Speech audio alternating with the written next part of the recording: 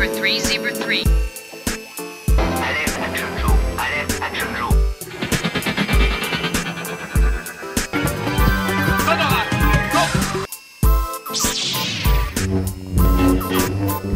I'll be back.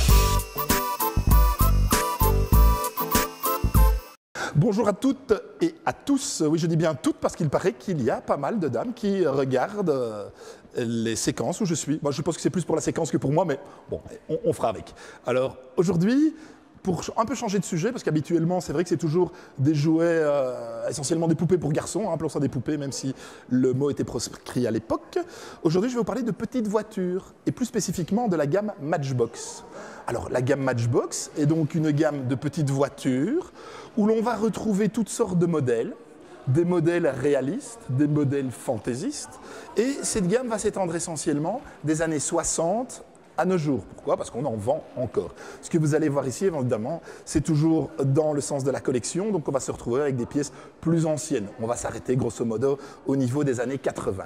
Et donc, pourquoi Matchbox? Alors pourquoi Matchbox? Eh bien écoutez, ici on va prendre une boîte qui date des années 60, et donc on a effectivement la taille d'une boîte d'allumettes et la présentation d'une boîte d'allumettes. Bon, vous en avez sans doute vu, ça existe toujours actuellement, l'endroit pour pouvoir gratter l'allumette, et la boîte dans laquelle on met les allumettes. Donc Matchbox, voilà, tout s'explique. Boîte d'allumettes, c'est logique. Au niveau du prix, à l'époque, les prix sont très très démocratiques, donc à peine plus élevés qu'une boîte d'allumettes. Enfin, c'est très théorique, hein, c'est très théorique, mais voilà. Alors, cette gamme va s'enrichir, donc ici nous avons les premières boîtes plus anciennes, va s'enrichir de modèles plus modernes, où les boîtes vont également être plus importantes. Donc on voit qu'une boîte, fatalement, a gagné en longueur, en largeur, en hauteur, etc., etc.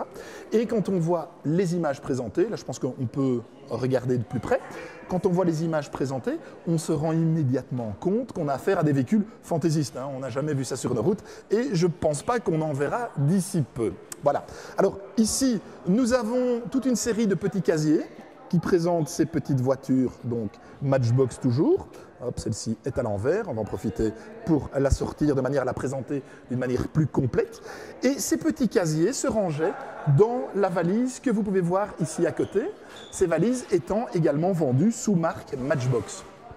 Alors, à côté des petites voitures proprement dites et de ces boîtes pour les ranger, va se trouver toute une gamme d'autres produits estampillés Matchbox, puisque Matchbox ne va pas rester uniquement dans les petites voitures de cette taille-là, mais va monter également sur des modèles plus importants. Ça fera probablement l'objet d'une séquence ultérieure. Voilà. Alors, on a des modèles très très simples, comme par exemple ici un simple petit camion, 4 roues, une petite bétaillère, dans laquelle on pouvait placer des petits animaux ou ce genre de choses. Voilà, ça ne paye pas de mine.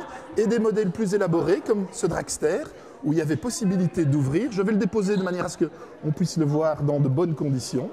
Voilà, nous avions un dragster ici complet, très très amusant, très très années 70, très flashy évidemment, une jolie petite pièce. Je pense que pour aujourd'hui, on aura fait le tour du sujet, en tout cas pour une première prise de contact avec ces fabuleux jouets.